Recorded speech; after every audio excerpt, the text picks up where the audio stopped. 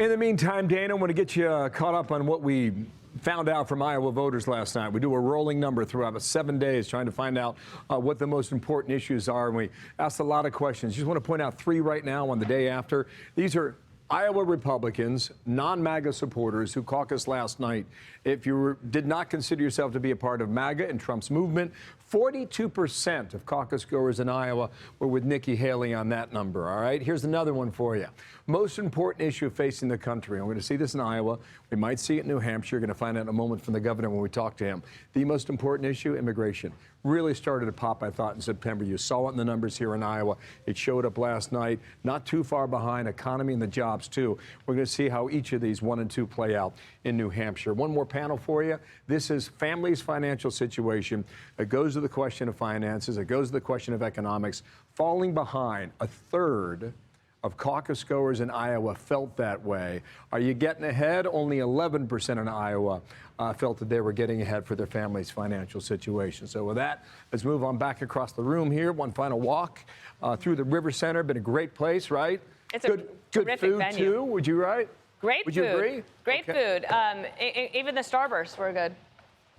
It tastes better in Iowa, I thought they right? were waxy. Yes, I know. You can find that Saw review that. of his there. We want to bring in New Hampshire Governor Sununu.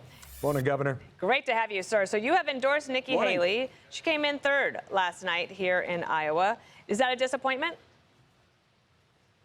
No, I don't. Look, I don't think there was any higher expectation than that. The fact that she was challenging Ron for second when Ron put everything he had into Iowa. Ron hasn't been in New Hampshire in a month. So, no, the fact that she was the only one that was kind of surging in the polls towards the end there, and all of a sudden she had kind of surpassed Ron, and she was up and down on the polls. So the fact that she came in 3rd, she didn't set any expectations. There are expectations here in New Hampshire. We wanted to give her a strong second. We can almost guarantee that at this point. And now that she's challenging to actually beat Donald Trump in New Hampshire, she's within single digits. That puts everything on the table over these next 7 days. And where the retail politics, really connecting with voters, that's where it's going to go a long way. And if you can kind of shock the system a little bit, giving Trump that defeat here in New Hampshire, that would be a great reset for the entire election. All right, there's a couple things different from New Hampshire. We'll get into that in a moment. But late last night, here's Nikki Haley here in Des Moines. You've got 70% of Americans don't want to see a Trump-Biden rematch. The majority of Americans disapprove of both Trump and Biden. We need a new generational conservative leader. That's what Americans want. That's what they're yearning for. Okay, that was this morning. But she said something similar last night. Trust me on that. A couple of things here. I don't know how immigration pops up in New Hampshire. I don't know how the fentanyl pops up. I don't know how the economy reflects in your polling. But she said something about a week ago. She said New Hampshire will have a chance to correct the record.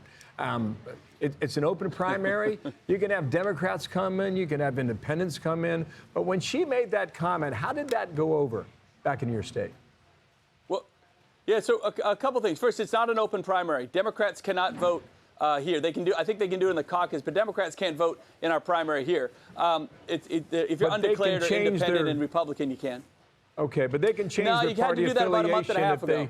Right, back in October, that was the deadline for New Hampshire, I think. Yeah, back in October, they would have had to do that back in October. But just to be clear, immigration is big. I mean, there's no question. It's a very serious issue here, specifically as it relates to fentanyl. We have a northern border issue. I know it's not as big as the southern border, but when you have more people on the terrorist watch list coming over through the northern border than the southern, given all the international tensions right now, folks are really putting the border security as a top national security issue. I think that's why folks are looking at Nikki right now, right? Because we were promised a border wall, didn't get it, right? We were promised security, didn't happen. So I think some of those are vulnerabilities for the former president on the economy and just being fiscally responsible. I mean, the guy spent $7 trillion, right? I mean, we had a strong economy. That's great. But if you have to borrow $7 trillion to do it, that's like having a nice house but paying for it with a credit card. You know, that was a lot of COVID money, too. That was a lot of COVID money for the pandemic. The number I have... And a lot of non-COVID money.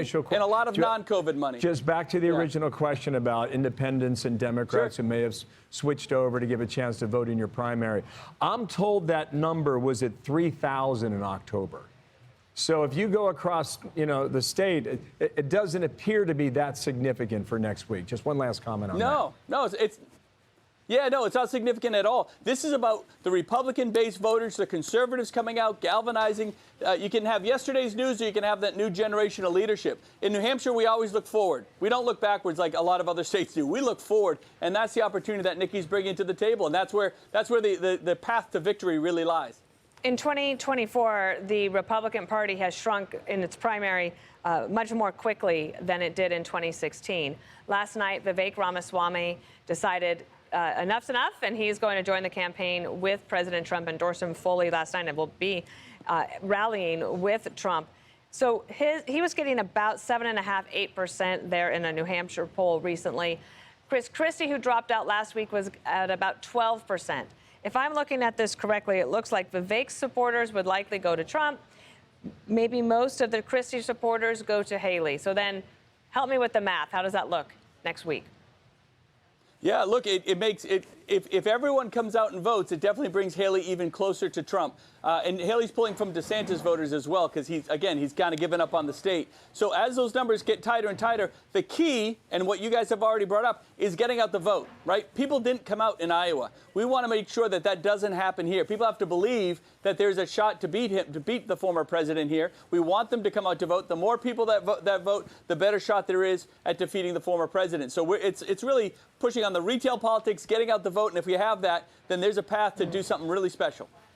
Governor, thank you for your time, and let's talk again before next Tuesday. Wait, what's the weather forecast?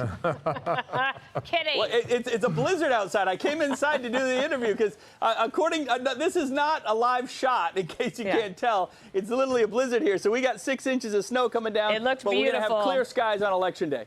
It looked beautiful when Alexis Right. McAdams was out there. Thank you so much. Thank you, Governor. Nice to talk to you today.